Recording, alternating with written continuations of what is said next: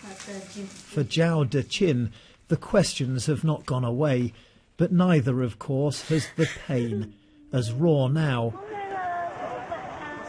as it was then.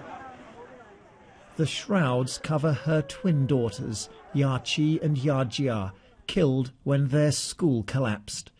This Sunday will mark the 5th anniversary of their deaths. Our biggest wish today is to have the government give us an explanation, she says. The Sichuan earthquake is one of the most destructive on record, leaving up to 90,000 people dead. But it was the collapse of so many school buildings that mixed anger and recrimination with the grief. 5 years on, it is still not easy to speak to parents who believe that shoddy construction was partly responsible for the deaths of their children.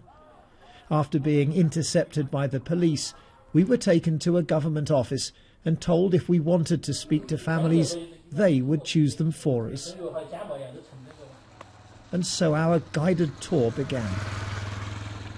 We were shown some of the hundreds of thousands of new homes that have been built, as well as people who seemed genuinely grateful, regardless of the constant presence of the officials.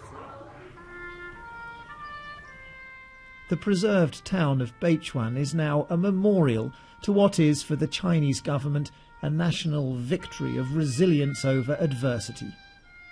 That this was a huge and devastating force of nature is, of course, beyond dispute.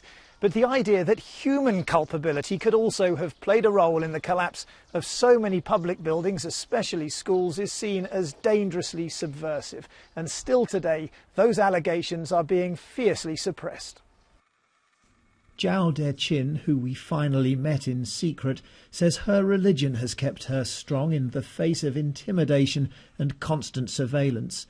Whether officials should bear any responsibility or not, her story is one they don't want the world to hear.